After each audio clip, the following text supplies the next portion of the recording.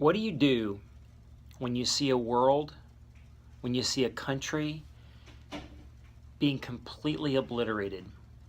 Spiritually, morally, the underpinnings of everything is falling out. What do you do? What do you do when you see your city in crisis spiritually?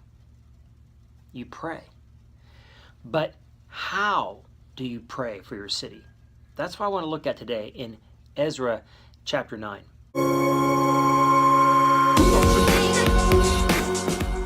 Ezra has just returned to Judea, and he gets there. He has this great gift from Artaxerxes, all this money and these great things he's going to do.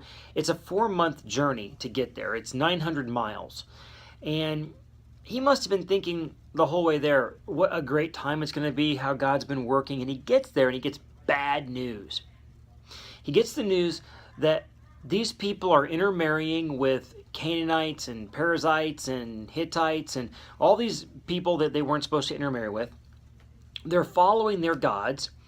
And this is a stark change from 60 years earlier when these people want to help build the temple. And they say, you can't even help us build a temple. We don't want your help. And now the leaders in the city are the worst offenders, the Bible says.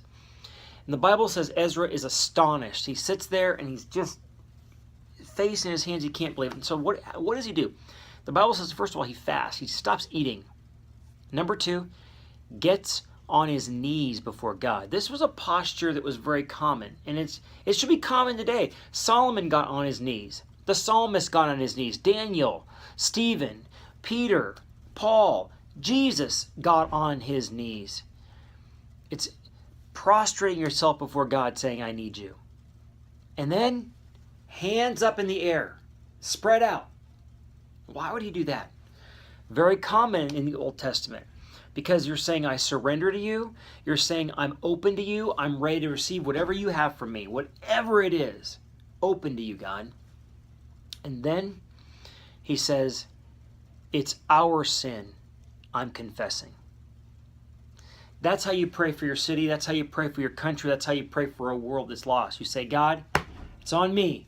I confess this is our sin. This is my lack of faithfulness to you. The reason the world is going to hell in a handbasket is because we haven't been faithful to witness. We haven't been faithful to be a light and salt for you. Is this something that you do? This is something we need to do.